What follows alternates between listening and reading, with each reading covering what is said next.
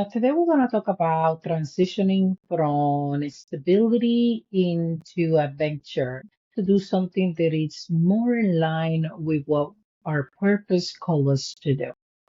I'm sitting here with Thuy Tran, a very successful realtor from California. Today she's going to share with us a little bit of her transitioning period out of the real estate business. We're gonna go right into that today. All right, that is quite a journey. Today is a perfect day to talk about it because it's still fresh in my mind. That's right. In our last conversation, we were talking about your desire to build a life that was more meaningful in defining success in ways that are more than just money, power, and accolades. What are some of the new ways that you're planning to define that now that you're leaving the real estate world behind? I know that you're in the middle of a transaction right now. So talk to me a little bit about that.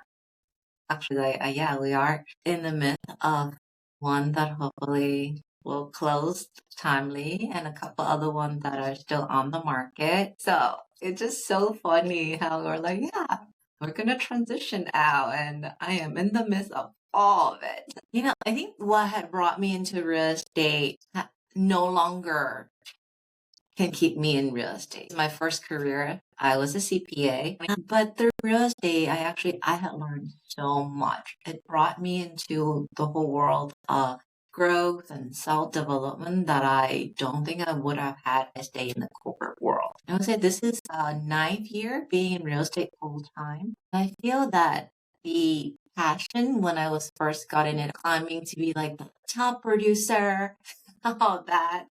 I love it. I love the chase. I love the negotiation. Every time I can help a client get into contract on a home where we're fighting off 20 other offers, or when a buyer fall in love with a home and I do everything I can to get them the home of their dream. Or, when we have a listing and I'm getting the highest in the neighborhood, it gives me almost like this so much joy when I'm able to do that. Because I think part of it, I feel that I am serving my client in ways that are best for them. And also at the same time, I was getting all this feel good feeling because I'm like, you did good. Good job.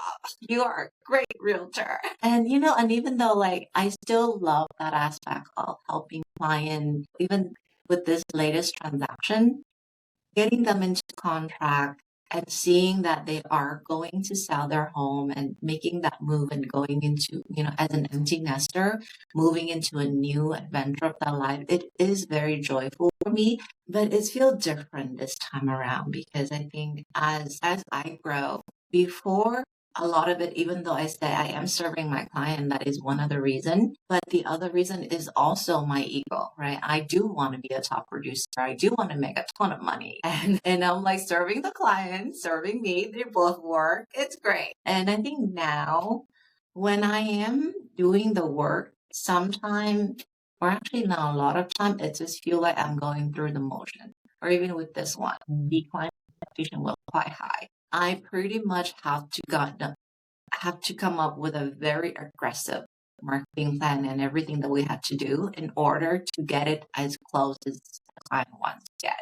And even through that, I finally was able to just let go. I was like, you know what? I'm going to do the best that I can, and I'm going to leave it out to the universe. And may the universe, or whether it's God or the angel, whatever that you believe in, may they give me grace and help bring whatever that would be best for the client and best for me in this moment. And once I let go, I just felt like a sense of peace. And I also realized too is that as happy as I get when I'm helping these clients, I think there is a part of me now that I've gotten to a point where I need to explore more, maybe more of my creativity, my inner work. I'm not sure how would you describe it? Your internal world. Yeah.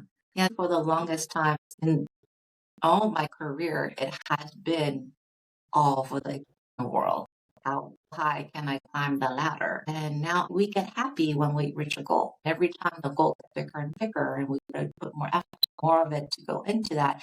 It's all to get validation from the outside. And that's nice and all, but that validation for that happiness only lasts, to me, minutes, because my brain is already starting on a new goal. And I just don't feel that would be the way for me for the rest of my life. Life is short. I want to live it in joy.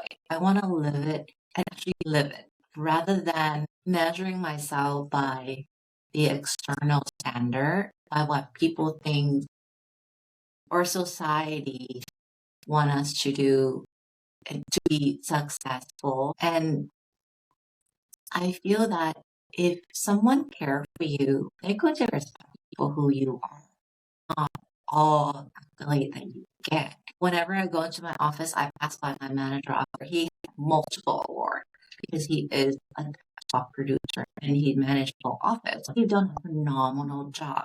And before, I want to be like him. I want to have all that. Now, you know what? I actually respect him for who he is, for how hard he worked, for how much he cared for his agent. You know, whenever I have a questions, I have a phone call, I need his support. He's there to motivate all of us. I'm like, I don't know how he does it, but I have a lot of respect for him. So even if he doesn't have any of those awards, or if he doesn't have top producer or whatnot, I would still respect him for who he is. It's not the stuff that he covers.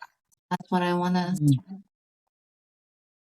That's a great segue to what I want to go into next, because once we make the realization we are done chasing after external validation, I'm gonna focus on me now. I'm gonna focus on all the things that I want and enjoy being present in all of that. But I want you to share with us a little bit of the internal struggle, letting go of the title, letting go of the status, to be defined just by your essence, by who you are. That cannot be an easy transition because we spend so much time building all the accolades, all the titles, all the success to just say, you know what, I don't want to be defined by that anymore. So can you talk to us a little bit about Yeah, that has been a struggle. And I think you know it because this time last year, right? The last quarter, I had forgotten, but you reminded me we had the same conversation where I said, I think I want to be out of real estate. You told me you should just take 3 months off and not do real estate. And I was like, no, possibly do that. My God, if I do that, I have to start over again. Like, don't you know how real estate works? It was very tough and I couldn't do it. It has been a year. It has been a year of me just straddling between the two. I'm going to go to the world and enjoy life. No, I got to go back and do my prospecting. I got to go drop my flyer. I got to call people. It has just been a back and forth. Almost I feel like ping pong in myself. A part of me was like, well, if you let this go, what are you going to do? Who are you if you're not a realtor? When you go to networking, people, oh, what do you do for a living? Well, I'm a realtor. That has been the phrase for a decade. Now, if I let that go, what do I have to offer the world? And I'm sure that was one of the big reasons of what hold me back, because who am I if I'm not a realtor? I believe that I am a great realtor. When I have a client, I am the best realtor for my client because I know I serve them for the best of their interest. That is my contribution to the world. So if I'm no longer doing this, I don't know what else am I good at? What am I contributing to the world if this is not the thing I'm contributing to? So yeah, that was hard. That was hard. I start taking time to be with just myself. I feel that I can now hear my own thoughts. I can hear what my heart and soul want to tell me.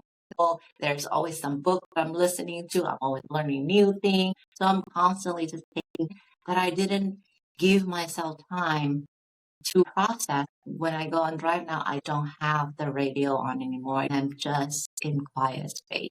The more I hear myself, become clearer. That is the direction that I have the urge to go toward.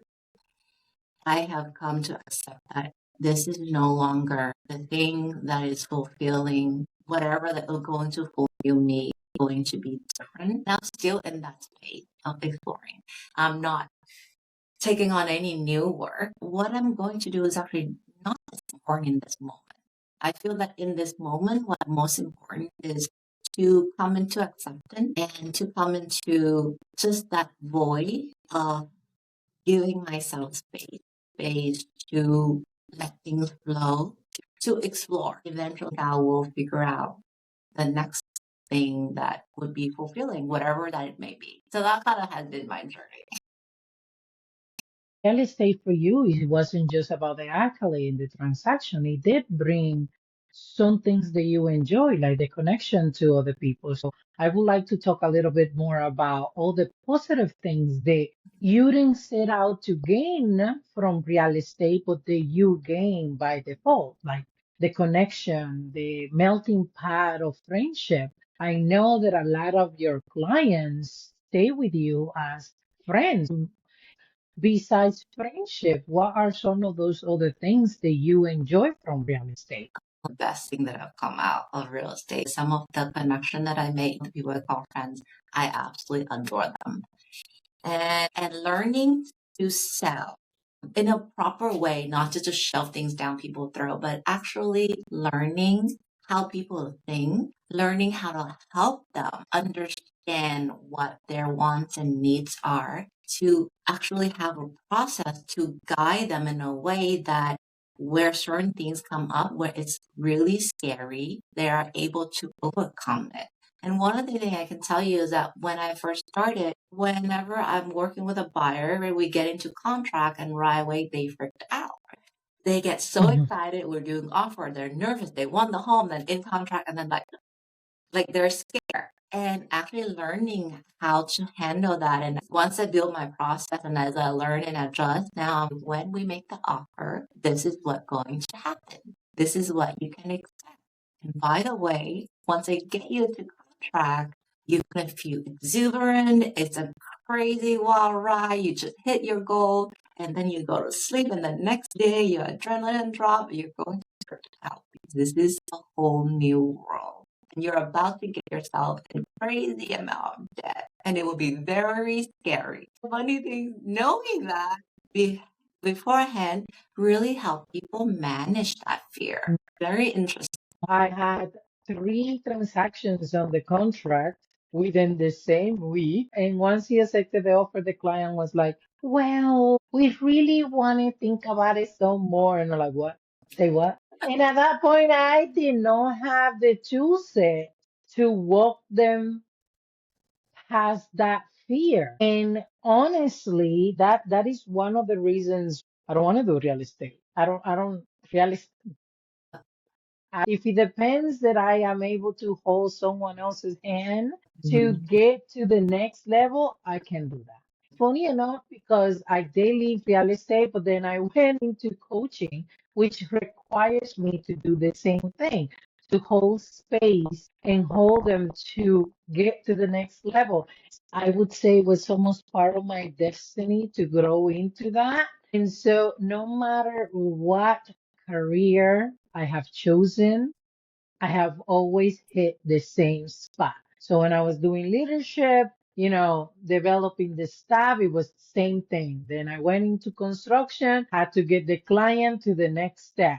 Then I went into real estate. Okay, I can keep running away from this. I just got it out there. And let's move forward because I am tired of starting over. Out of the three, significant love and growth was the one that you noticed that it wasn't making as much of an impact anymore. And actually, you say it's great, but I think it actually hit quite a bit more my need, right? Is it also Mhm. variety? Because every time I have a client, it could go great, it could go bad, they could get into contract, they're not going to close. So it gives so much variety. And I do have a sense of certainty because I do really believe in myself. I can do hard things and I know that I can do it. And I think that also plays into the significant part too, right? And like I said, the growth was the biggest part. The growth was the biggest reason that kept me in for so long. And from growth, the growth starting to slow down. Right in the beginning, it's very high, and then it's gonna be a little less as we move on. The love and connection increase because as I get better and I improve and I in this business, I start connecting with my client more. Truly strong friendship. When I'm like, hey, let's go take a hike, let's go do this, let's go do an event, and they'll come join me. I feel that now, right, the growth is it's very minimal now because everything I felt that I could learn from real estate, I have learned like 90% of it. So I'm sure there's still more things to learn. It's just not as much as it used to be, right? And in terms of significant, because I am transitioned out of looking for significant externally. And I recognized that long before last year. There are too many awards in my house. Wow, I have achieved quite a bit. I have that self-awareness of that these achievement doesn't give me joy. They actually contributing to the unhappiness because it is the thing that it keep on pushing me forward, the thing that make me an achiever, and that has served its purpose. And I'm truly grateful for being an achiever because I wouldn't get to where I am without having that mindset of focus and drive. And at a certain point, what get you here won't get you there. In order to get to the next level, certain things need to be let go of. That's very true. I think growth forms a big part of what we gain out of whatever endeavor we find ourselves in. That becomes the pivotal moment to decide that you want to move on to something else. It does no longer bring you growth. I was ready to do something bigger, something that was my own. And that's at that point was when I decided to move out of leadership roles in the call center world and move on into the construction business, which was a heck of a different opportunity. Then you grew quite a bit from Mm. Once you figure that out, how do you determine where do I go to next? I can fulfill my own significant needs. I already have plenty of love and connection. And so you have the safety marked down. So the things that you will seek to do with your time now, it's more in terms of contribution, growth, and variety. the next phase of my life is I would like for it to gear more contribution. Contribution and significant is one of those things where the line is blurry. And for the longest time, I was in this delusion that I was contributing. But in true, at its very core, it was all about significant. And it is part of the drive. I do want to help people. So it's not like it's not true. But at its core, you're helping because your ego wants you to feel good versus you're helping just to help without asking for anything in return. You don't expect recognition. You don't expect anything. And when you are giving in that sense, even in the smallest act, that is when true contribution comes. And I have to tell you this story.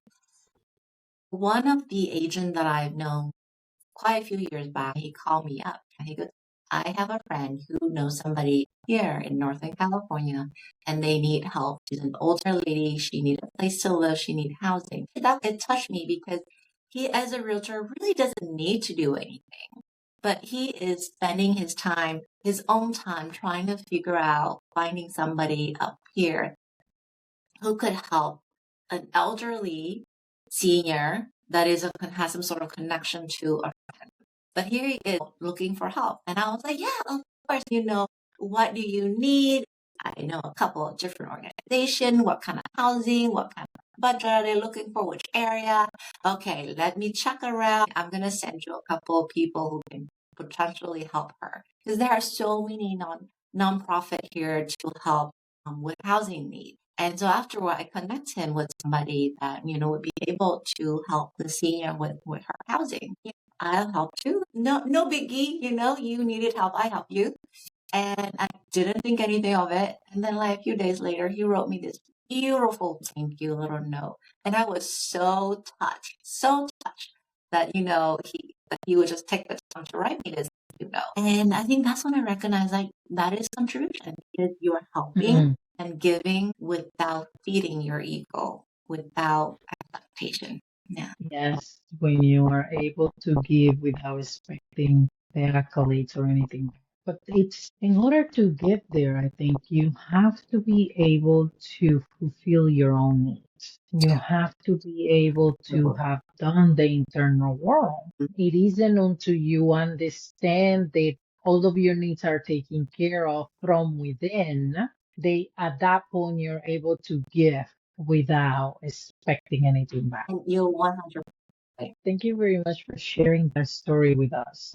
It takes the willingness to let go of control. It takes the ability to be able to sit in silence, to be able to listen to that internal dialogue, to be able to let our intuition guide us to the next step, and to be able to see without direction, without knowing what's going to be next.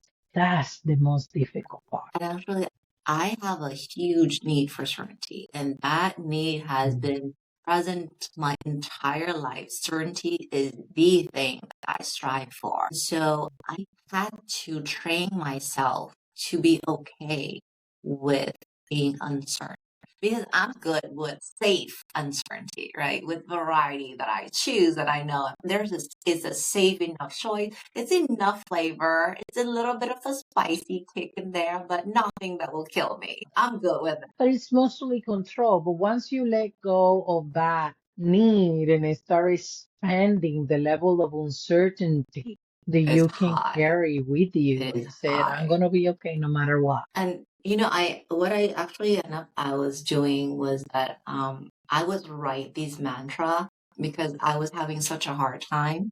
Pages of mantra, at least 1 to 2 pages, in relating to uncertainty of how it is what I'm looking for, and it is letting go of control, and that letting the universe and God or whatever bring what is going to be best for me in this moment, and that even beyond my imagination, because my little brain couldn't comprehend the magnitude of what creator can bring me. So I had to go do that. I wrote that for many months until I was like, okay, I feel good now. I mean, I write until my hand hurt, and it helped. It helped kind of put it into my system that it's okay to not feel certain, that it's okay to leave it up to chances.